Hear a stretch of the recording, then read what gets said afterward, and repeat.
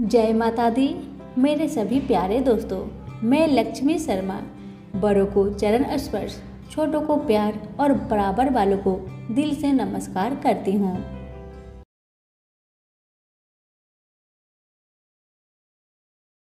प्रेम से बोलिए उमा शंकर की जय हो। आज मैं आप सभी को गणगौर व्रत की पौराणिक कथा सुनाने जा रही हूँ। कथा को पूरा जरूर सुनिएगा और अपने को भी शेयर कीजिएगा। माता रानी आप सभी की इच्छा को अवश्य पूरी करे। कथा। एक बार भगवान शंकर तथा पार्वती नारद जी के साथ भ्रमण को निकले। चलते चलते वे चैत्र शुक्ल तृतीया के दिन एक गांव में पहुंच गए।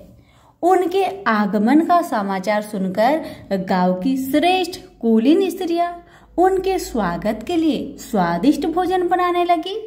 भोजन बनाते बनाते उन्हें काफी विलंब हो गया, किंतु साधारण कुल की स्त्रियां श्रेष्ठ कुल की स्त्रियों से पहले ही थालियों में हल्दी तथा अक्षत लेकर पूजन हेतु पहुंच गई। पार्वती जी ने उनके पूजा का भाव को स्वीकार करके सारा सुहाग रस उन पर छिड़क दिया। वे अटल सुहाग प्राप्ति का वरदान पाकर लौटी। तत्पश्चात उच्च कुल की स्त्रियां अनेक प्रकार के पकवान लेकर गौरी जी और शंकर जी की पूजा करने पहुंच गई। सोने चांदी से निर्मित उनकी थालियों में विभिन्न प्रकार के पदार्थ थे। उन स्त्रियों को देखकर भगवान शंकर ने पार्वती जी से कहा, देवी, आपने तो सुहाग का रस तो साधारण कुल की स्त्री को दे दिया है, अब इन्हें क्या देंगी? पार्वती जी ने उत्तर दिया, हे प्राणनाथ, आप इसकी चिंता मत कीजिए। उन स्त्रियों को मैंने केवल ऊपरी पदार्थ से बना रस दिया है, इसलिए उनका रस धोती से रहेगा, परंतु मैं इन उच्च कुल की स्त्रियों को अपनी उंगली चीरकर अपने रक्त का सुहाग रस दूंगी। यह सुहाग रस जिसके भाग्य में पड़ेगा वह तन मन से मुझ जैसी सौभाग्यवती हो जाएगी। जब स्त्रियों ने पूजन समाप्त कर दिया, तब पार्वती ने अपनी उंगली चीरकर उन पर रक्त छिड़क दी। जिस पर जैसा छींटा पड़ा उसने वैसा ही सुहाग पा लिया। तत्पश्चात भगवान शिव की आज्ञा से पार्वती ने नदी तट पर स्नान किया और बालू की शिव मूर्ति बनाकर पूजन करने लगी। पूजन के बाद बालू के पकवान बनाकर शिव जी को भोग लगाया। प्रदक्षिणा करके नदी तट की मिट्टी से माथे पर तिलक लगाकर 2 कण बालू का भोग लगाया। इतना सब करते करते पार्वती को काफी समय लग गया। काफी देर बाद जब वे लौट कर आई तो महादेव जी ने उनसे देर से आने का कारण पूछा। उत्तर में पार्वती जी ने झूठ ही कह दिया कि वहां मेरे भाई भौज आदि मायके वाले मिल गए थे, उन्हीं से बात करने में कुछ देर हो गई। परंतु महादेव तो महादेव ही थे, वे कुछ और ही लीला रचना चाहते थे। अतः उन्होंने पूछा, पार्वती, आपने नदी तट पर पूजन करके किस चीज का भोग लगाया था और स्वयं कौन सा पदार्थ खाया था?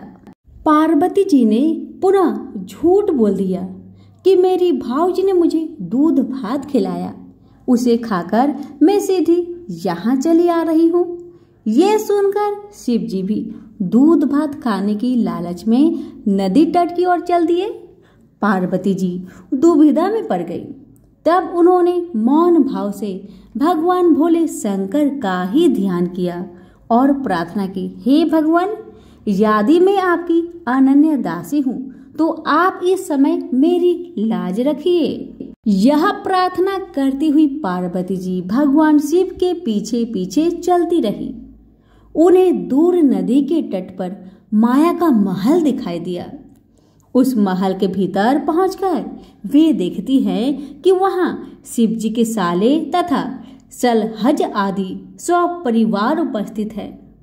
उन्होंने गौरी तथा भगवान शंकर का भावभीना स्वागत किया। वे 2 दिनों तक वहां पर रहे। तीसरे दिन पार्वती ने शिव जी से चलने के लिए कहा, पर शिव जी तैयार नहीं हुए। वे अभी और रुकना चाहते थे। तब पार्वती जी रूठकर अकेले ही चल दी। ऐसी हालत में भगवान शिव को पार्वती के साथ चलना ही पड़ा। नारद जी भी साथ साथ चल दिए। चलते चलते वे बहुत दूर निकल आए। उस समय भगवान सूर्य अपने धाम को पधार रहे थे। अचानक भगवान शंकर पार्वती जी से बोले, देवी, मैं आपके मायके में अपनी माला भूल आया हूँ।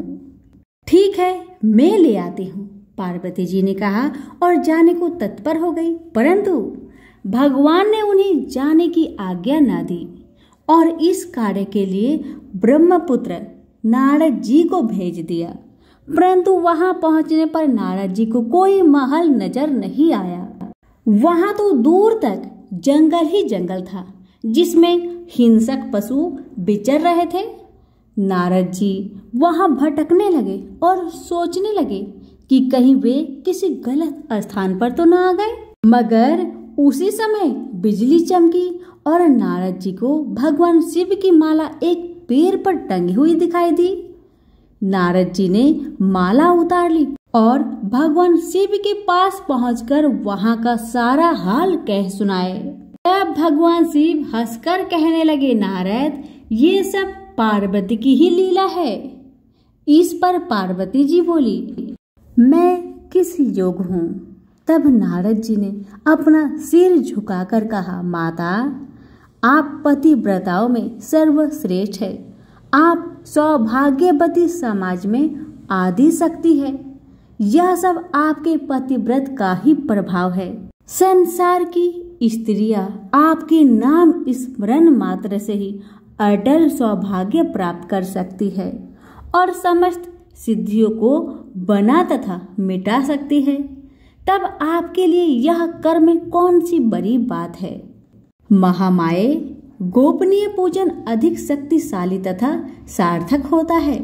आपकी भावना तथा चमत्कार पूर्ण शक्ति को देखकर मुझे बहुत प्रसन्नता हुई। मैं आशीर्वाद रूप में कहता हूँ कि जो स्त्रियां इस तरह गुप्त रूप से पति का पूजन करके मंगल कामना करेगी, उन्हें महादेव जी की कृपा से दीर्घ आयु वाले पति का संसर्ग मिलेगा। प्रेम से बोलिए, उमापति शंकर की जय हो। कथा अच्छी लगी तो लाइक शेयर करना ना भूले। धन्यवाद।